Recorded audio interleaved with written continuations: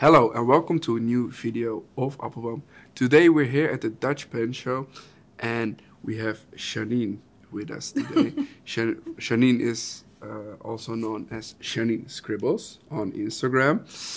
And Janine has a beautiful pen collection and we're going to ask her about her top 3 pens. So Janine, what are your top 3 pens? Thank you for asking me in the first place, and it's very cool that we are here able at the Dutch Pen Show to record my top 3. Mm-hmm. And this has been a long time in the working. I think you were one of the first that we asked, yeah. But finally we're here, we're doing this, right. And we also had a lot of requests from viewers, so I'm sure that they're also really happy to see you here. I hope I won't disappoint them. No, of course not. Well, my first pen in the top 3 pens is... it was terribly difficult to choose a top 3. As anyone who likes and enjoys fountain pens will agree to do. But I thought, well, I have to stay close to what I use on a daily basis. So what I chose is a sort of a budget piston filler, and this pen I use daily. This is my second version of this pen, because the first one, it's a Moonman T1 brass with, of course, a foot nib. I'm sorry, guys, but it has a foot nib. And it's just crazy good value for money. Yeah. I think it was about $25 to buy it, and it is a piston, and it works. It has never jammed or broken or anything, and I regularly put a little bit of silicone grease in the body to make it operate smoothly. What kind of ink is inside?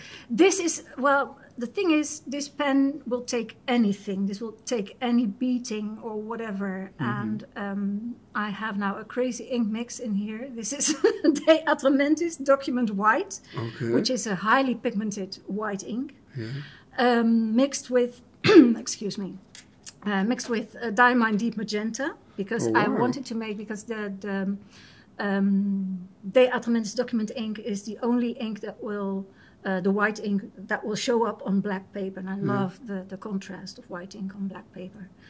And I was always frustrated with other document inks in other colors that if you put them on black paper, the paper will absorb the dye stuff or the pigment, and it will be invisible.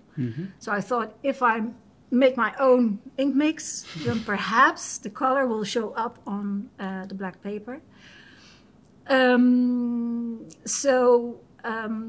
This is the only pen I trust to make these. Don't start mixing your own inks, people, because they may clog up your pens in a horrible way.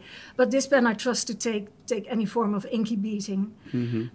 Because the feed is messed up a little bit, right? Or? The feed is just, it's full of white pigment residue and pink dye stuff. So that's why you don't mix your own inks, please. This is a disclaimer. Don't do that yourself. Don't do that, unless, like me, you have a $25 pen that you trust will survive even after an experiment like this. So what you see is because the dye-based water regular ink won't mix with the pigment ink, you see there's a little bit of separation, and that also shows up on the paper. So I like that effect. So this is just, I love this pen. It's your it's my daily driver. Yeah. And this is my second one.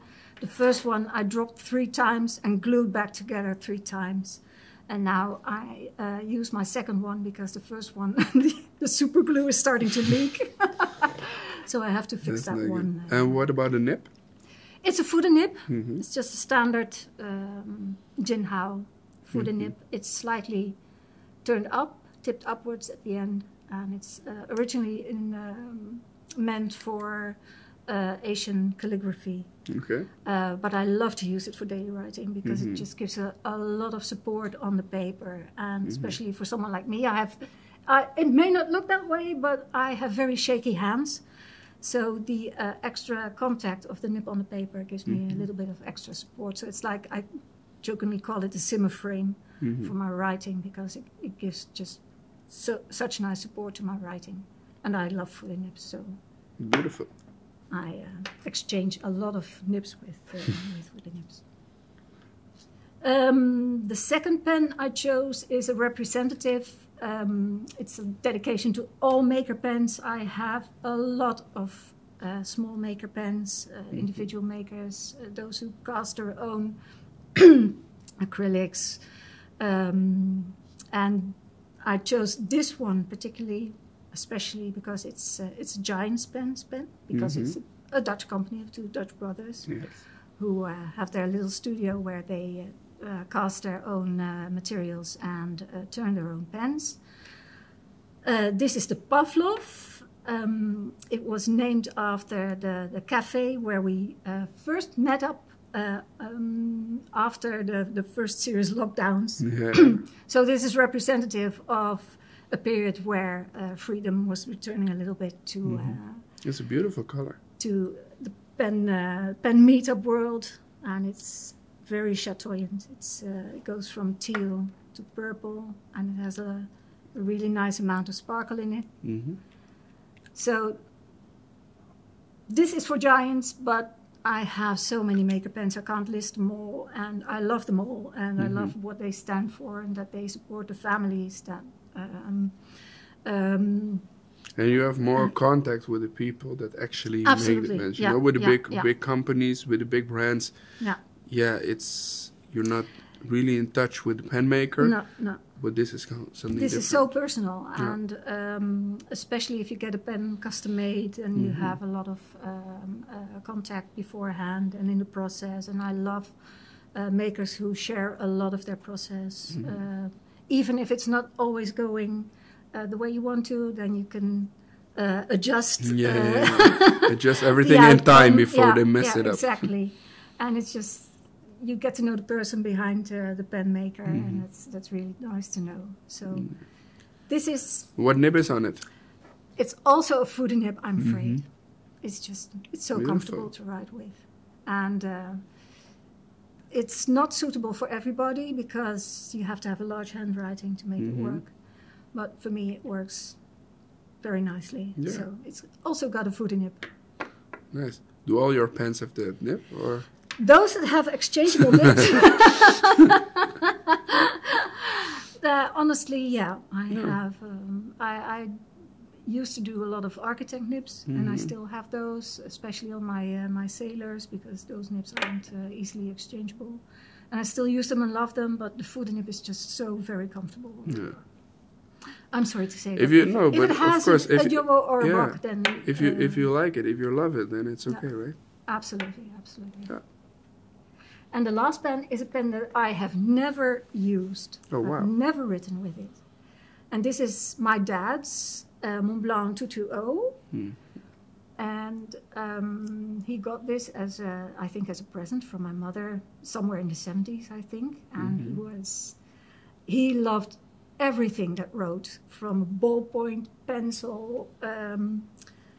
Is that also why you love writing so much? I think so, yeah, I think so. I love to write. I remember having a little book when I was like 5 years old, and I hadn't yet learned how to write, but I scribbled in it. I just took a pen and I scribbled things that didn't mean anything, but I just love to be writing. So he passed away in March of 2020, and I got his box of pens, and this one was in it. The nib is much too fine for me to write with. It's also the angle in which it has worn down. I could never use it. But it was your dad's. But it was my dad's. I still consider it to be my dad's pen, but it's in my custody now, as I see it. And it's not something very special from Montblanc, but I love it because it's flat top. No, and it's special for you because of your father. So that was his pen, and that It's was beautiful. sort of his legacy that was passed on. Yeah. No, but I'm sure that he knows it's now in good hands, you know? I hope so. We have a lot of customers that come into the store and Yeah. say like, yeah, my children, they do not care for writing or Yeah. pens or whatever. Oh, Here's my that collection, is very please do much the something case with it. for me, And yeah. in your case, it's like, you know, your father knew. Yeah. I can let you the pens and they're in safe hands. And Yeah. Yeah. Also, he lived to be 99, and Mm-hmm. up to his last days, he was always interested in if I had a new pen, and he would love to see it. And, Oh, that's nice. yeah. So you had like this real connection with your father because of the pens. Yeah, absolutely. beautiful. He loved to write. He wrote Yeah. poetry, and he was, whenever he had a moment to spare, he would be writing. Mm-hmm. Yeah, So it's beautiful. that's why it's in my top 3. Yeah, completely understand. Well, Janine, thank you so much for your time and for sharing these beautiful stories. It was my pleasure. And well, we will see you again on Instagram somewhere, right? That might be the case. Yeah. Yeah. Thank you. Thank you for asking me. Thank you.